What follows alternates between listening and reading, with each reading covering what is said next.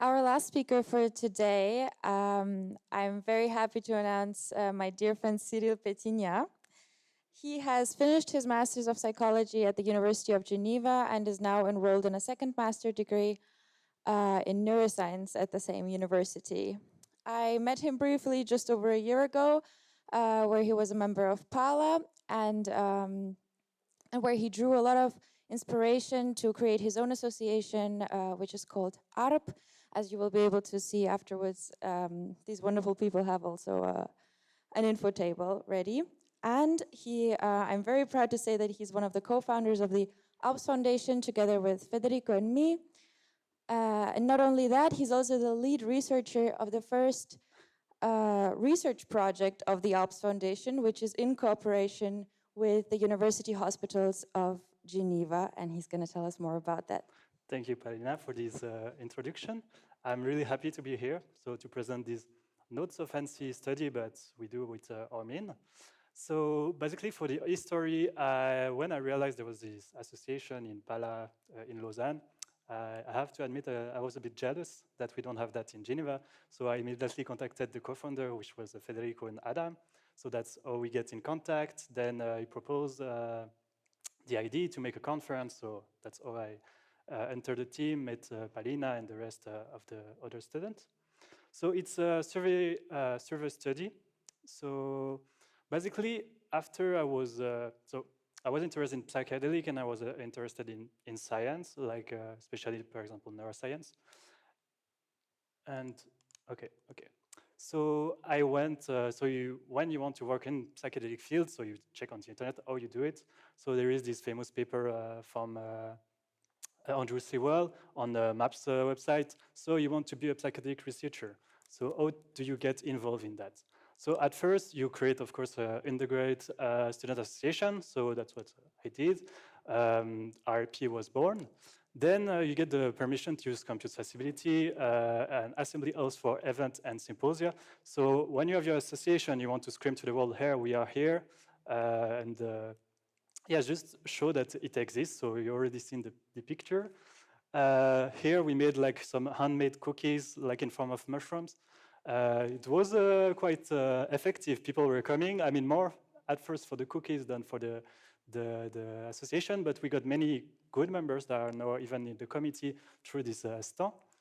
Then you want to arrange a conference. Of course, you can do big conference such as ALPS 2021 that we did last October, but you can as well do like little conference, meaning that you can invite speakers to present in university. That's what we are doing the 18th of May. We invited Ansgar Rougemont, who was at Proof in Fribourg last week or 2 last weeks. And then you want to spread awareness, so generate understanding and a bit I would say, destigmatize psychedelic because there is still stigmatization. And that's all we have the idea to create Twitchadelic. So there was a little talking about it before by Federico. So yeah, basically it's a live stream where we do maybe what we do in our meeting, meaning, for example, the paper club where we present article, but we're not doing it like in the university, we're doing it on live, accessible to everyone, meaning that anybody could like find us. And I think with the algorithm where we are like viewer, we can really like touch people who are not the habit to be interested by the science, and we can access to a lot of people thanks to that. And of course, there is another step that is to supervise a survey-based study. So that's what I wanted to do to continue my work inside. So, that was, when you have a student association on psychedelic or whatever association, like the university can become a huge playground. So we had just the idea to ask random people in university what were their first word in mind when they hear psychedelic. So that was the result. So most of them understood that it was linked to drugs. There was like huge answer on mushroom, on LSD. We see that there is still like the link to a bit negative effect of psychedelic with madness, psychosis, demon even. We had one person who answered ratatouille. At first I was a bit dubitative, then she explained me, yeah, in ratatouille they are mixing like the smell, they are mixing savors and everything, and I was like, that makes sense. So that is an exploratory study. So how do you start a survey-based study? So that's not that hard. At first, you need, for example, you need a platform to record data. A university can provide that for free. We are using Qualtrics for us. You need a population. So there is approximately 15 to 20,000 people in University of Geneva. So that's a huge population. So we choose them. In fact, the only criteria was to be a student in bachelor, master, or PhD, and to be in a Swiss university. You need a question, of course. I'm going to detail more into that, but our question was on hallucinogenic psychedelic consumption, so the behavior, like why are they using it, the motives, and transdiagnostic factors. And the way to collect data, so of course, when you have a survey-based study, the most easy way is to go with an online study. But we choose a different way. So we are conducting in-person interview, meaning that we have an iPad and we're just going through a university and randomly asking people, hey, do you have 7 minutes? It's for association and everything. There is various reasons that we use this way. The first was like that we can reach really people, people that will not even answer the survey on internet, because if we did like that in internet, will be a lot of people who have taken psychedelic will answer, a lot of people who don't mind at all, that don't even know what they are, that will just skip it. So like that, we can really have a more precise way of assessing the prevalence of the usage of psychedelic. And another reason was that at the same time, we could like speak about our association. I mean, just showing that we are here, because people after they were asking, oh, so your psychedelic association and everything. So it's good to be recognized and to maybe attract new members and people interested. And it's really more time consuming, of course, but I think it's worth the time. So this study was an exploratory study on hallucinogenic psychedelic consumption. So we use hallucinogenic psychedelics. So we excluded MDMA and ketamine. So those hallucinogenic psychedelics are substances that act in the brain as agonists to serotonin and interact mainly with the 2A subreceptor. The main well-known drugs substance for that is DMT, LSD, psilocybin, and mescaline. So we wanted to know, like, what was the prevalence of psychedelic consumption? So we were asking people, have you ever tried psychedelic? And if they said yes, why do they have tried for that? And another step, which is really important, and if you want to do a similar study, I think it's a good step, is to collaborate with your local, if you have the chance to have a professional entity who are making research. We have the chance in Switzerland to have many research labs. So I sent an email to the addictology service of HUG presenting the study, wondering if they want to know more about that. They said yes. And I went to them, I presented the project, and it turned out that they accepted. And the good thing, they were using at the same time a questionnaire, that is the use motivation questionnaire, and they are in course of validation right now, which is a 24 item that assess like the reason why people would take drugs. It's not specific to psychedelic, but to many other drugs. So, for example, there is because it's exciting, to be more open to experiences, to forget my problem, etc. And then we wanted to add a little more spice to the study, like to go a bit further. So we did a bit of research in the literature at first to know like what was maybe the effect of psychedelic on healthy people. At first, we found this study where it's a huge survey data where they collected data for more than 130,000 participants, and they show in this study that the lifetime use of psychedelic were not associated with a mental disease, a mental illness, but in several cases, the use of psychedelic were associated with lower rate of mental health problem. So that show that maybe there is a potential good effect of psychedelic on healthy people. I mean, healthy. I don't know if it's on it's not especially on healthy. Sorry for that. Then there's another article who just came out in 2020. Is does psychedelic therapy have a transdiagnostic action and a prophylactic potential? So in this article, they made the hypothesis that those psychedelics can improve transdiagnostic factors. So transdiagnostic factors is, for example, a risk factor that is present in many mental illness, for example, rumination, which is present in anxiety or depression. And there is protective factors, protective transdiagnostic factor, such as cognitive flexibility. For example, if you have more of that, you are more prone to a mental illness. But it's important to state that in the study, they are not saying that psychedelics are causing that. It's psychedelic with adequate therapy. And then there's a last article where it was to highlight the potential benefit for healthy people to use psychedelic. And they are saying, for example, that this mystical experience for even healthy people, I think it was the study of Griffith in 2008, where it showed that 58% of the participants were saying that this experience was in the top 5 of their best experience, more important experience in their life. And there is another study, maybe it was the same, I'm not sure, that showed that even after 2 months, there were like positive, long positive effects. All right. And then, so to assess those transdiagnostic factors, we went for 2 factors. The first one is mindfulness. So mindfulness is known to enhance well-being in various mental illness. There is one study showing that the ingestion of 5-MeO-DMT can improve these factors. And yeah. And there is another one that we wanted to assess was the questionnaire is the acceptance and action questionnaire 2. So it assessed the psychological flexibility. So the psychological flexibility is known to be as well a transdiagnostic factors, which is can help many diseases. For example, if we take the opposite, so the psychological inflexibility is present, for example, in depression, in anxiety, and in some of the problems that are currently not resolved but helped by psychedelic therapy. And there is one study made by, all the source here for what I'm saying now is at the end of my presentation, so that I didn't put it everywhere here. So there's another study in 2020, I think, from Carol Harris, who showed that they gave a psychedelic to healthy people, and they show an improvement in AAQ2 after the psychedelic.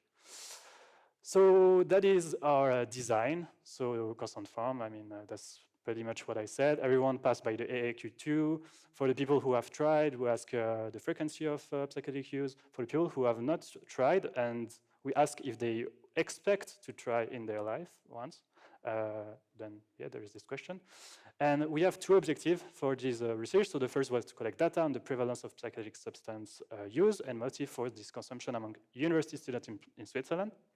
And the other one, it was to explore the possible correlation and intergroup difference between substance consumption, motives, and transdiagnostic, I would never put it right, transdiagnostic factors. All right. So here are our results, so the descriptive statistics. So we have 100 participants, 86 were randomly collected, and 14 were collected through the association, meaning that it was in the process of when we were like having a meeting, we were asking, oh yeah, can you fill this questionnaire? So we have 58 women and 42 men. It's important to say that this is not even half that what we want in our final research. We want really more data. That's what we have right now. So in the question, have you ever used psychedelic hallucinogenic substance? 27% of the people asked have ever tried, but believe it or not, but people who are in psychedelic association have a highest prevalence of psychedelic use. So if we remove them, we got the 21%. So that is really like people who was randomly selected in the university. Yeah. So what was the reason? So that's for the yes. What was the reason behind the use of the motifs? So it's not really readable, but for example, the people were using like always, the most time, the psychedelic were to expand their consciousness, to be more open to experience, but it's a bit hard to read. So I went into my back class of statistics, and I ran exploratory factorial analysis to try to discriminate some factors. So I took, I could like regroup them in 5 factors with 3 with a good internal consistency and the other one with so-so, but at the end I have a pleasure sickness in 5 items. It's, for example, to get high because it's fun, because I like sensation, emotional coping, so it's to forget my worries, to forget my problem, to feel more confident and self-assured. Maybe this one was not the best in it, but to cheer up when I'm in a bad mood. We have self-development, to know me better, to understand things differently, to expand my consciousness. Social pressure, to fit in with the group I care about, to be appreciated so that I won't feel left out. And recreational, like because it helps me enjoy a party, as a way to celebrate for a successful party. So if we color those factors and we show the same graph that before, we see that there is, in fact, the most reason for the psychedelic use among students are self-development and pleasure sickness. Then in the middle, there is recreational, and really low people are using those psychedelic because of the social pressure or for emotional coping. For the group who said no, so we asked them, so do you expect in your life to use a psychedelic? There is 32% of persons who haven't tried, who believe that maybe they will use a psychedelic. So that's quite interesting. And among the people who said no, saying they never tried and don't want to try, we asked the reason for that. And what we come out is like 61% just don't see the point. 28%, they are fear of having a bad experience. 4 of them, 6% have it's for religious reason, and 1 is for legal reason. So for the people who said yes, we ask the same questionnaire motives to see if you are taking psychedelic, what will be the reason you will take them. And there is, so it's in yes and no, and that's the percentage of the people who said yes. So it's approximately the same as before. The self-development and pleasure sickness are coming high. There is a middle recreational, maybe a bit more of emotional coping. Like 20% said they will take that to cheer them up when they're in a bad mood. Yeah. And so for the transdiagnostic factors, so I made an independent t-test in the group of people who have taken and people who have not taken. And as you see, there is not so much, there is nothing significant coming back. So in the AAQ score, the lowest, meaning better psychological flexibility, is a bit lower, but with this usual standard deviation, it doesn't show anything really important. In the the mindfulness scale, the lowest it is, and the lowest is the mindfulness, in fact. So here we have, and it's not, but it's a approach of the thing that we will, the point, the 0.5 that we made for the significant, but it's going in the opposite direction, meaning that there is a tendency to be more mindful if you have never taken psychedelic. But in fact, you know, this study, I mean, the transdiagnostic factor, I mean, those results can be explained by a lot of things. Firstly, I mean, of course, not enough data. Secondly, the literature evidence that we have of direct effect of psychedelic are rather low. And maybe it's just showing that psychedelic are not magical tools. They're not like you take them then and then you just become more intelligent, you become more flexible. Maybe it's just so dependent on the context and the individual difference that there will be no effect in that. I mean, the other article that it was showing was showing that it was combined with the therapy. Here is just, we don't have a standardized way of assessing their experience. Maybe some people here have even a bad experience and such. But we want to be more precise in our research. For example, we want to check the influence of motives on transdiagnostic. Okay, you understood me. For example, taking like the people that are more high in self-development against the people that are more high in recreational, maybe showing that people who take psychedelic for more self-development process could improve than these factors. And we took as well the frequency of consumption, and that makes sense, because if so, I mean, we took it like, have they ever used in their entire, what was they used in the last 6 months, and how many times they have used during the year, and not during the year, during their entire lifetime. And there is like a huge pack of people who have tried like once, and it's maybe not fair, but someone who just go to Amsterdam with friends and try a mushroom just for tripping with the friend and don't take it anymore, maybe like 10 years ago or 5 years ago, I don't think it can be like compared to someone who is taking like usual, like often psychedelic that is doing like maybe more for a self-development purpose and everything. So we want to assess a bit more precise of that, but for that we really need like more data. So I already pushed the idea to the other group, student association.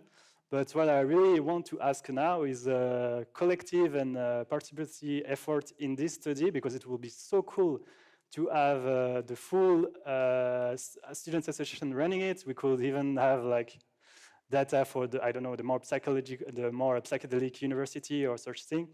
And it's not hard. You just go with the iPad and you ask people like if they want to survey, answer your survey, and it's good to meet people and everything. There's a lot of limitation in this study. For example, of course, we don't have the causal inference. Even what we found, if you find, for example, that people that have taken psychedelic in the last 6 months are way more, I mean, that's a bit precise. But if we take people that have, I don't know, people who have taken psychedelic are more mindful. We don't know if it's because they took psychedelic. Maybe they are just more mindful than they take psychedelic. We don't have the causal inference in this study because it's exploratory and we don't try more of that. Not so random, I put that because in fact we're going to the university and we ask people, but we are asking people that look free, meaning that they are not doing anything. So maybe we exclude a lot of people that are just working and they are less in the chilling in the university. There's importance of context and individual difference. Of course, there is so many factors that we have to take in consideration in this study. I mean, even if we found a really good effect on the transdiagnostic factors, we have to be cautious with what we say because there's so many things going around. And the questionnaire is like rather short. We keep it like less than 10 minutes. I think it's 7 minutes right now. We don't have a lot of questions. We could like, yeah.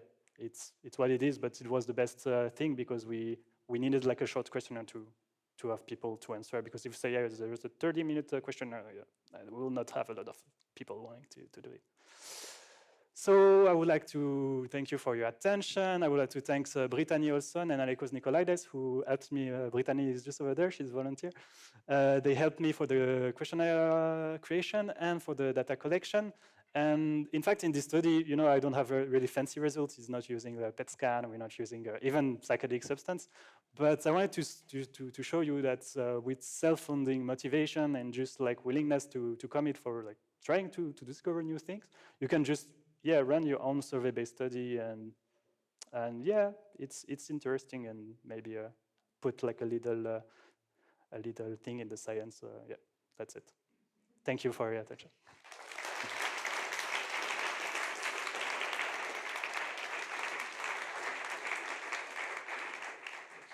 Thank you, Cyril. Do we have any questions?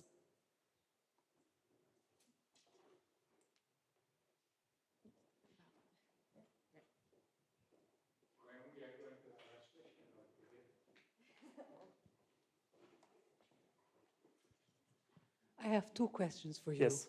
One is a general question that I'd actually like to ask of all the presenters here.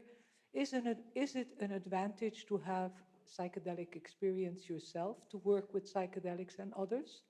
That's my first question. And the second question is, you showed a series of motivations why people take psychedelic drugs. And the first one I didn't understand.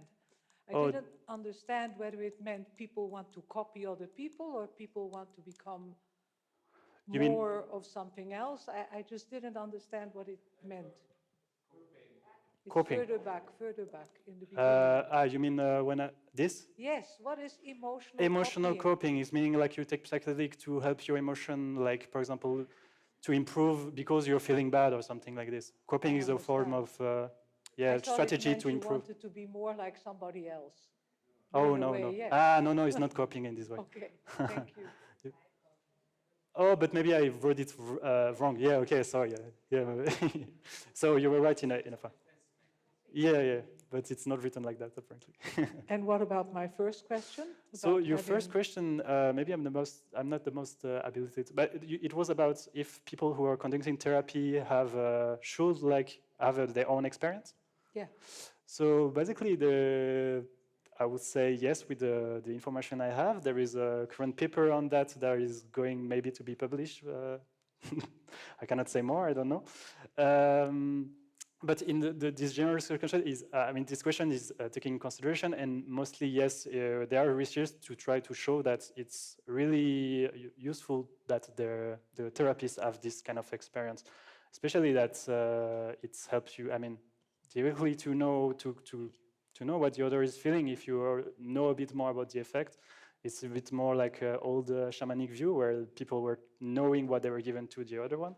And but maybe there is people more habilitated to answer to that. I'm not a psychologist, yes. Yet. I never conducted psychedelic therapy. Okay, any more questions?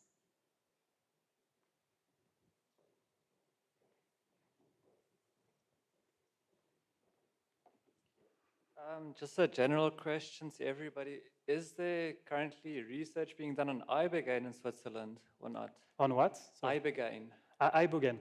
Not that I know. Not that I know. No, maybe someone in the crowd know better, but I don't think so. No. Okay. Can start you on. If you want to check there are ways to check basically what are the research that are going on, even if they didn't publish data yet, which is to check for the approvals of the founding to the National Swiss Fund for Research. So if you go in their pages, for example, you can see the fundings of Paul, even if, so the fact that he received the funding for his research, even if we don't have the data yet, so you know that some research is going on there.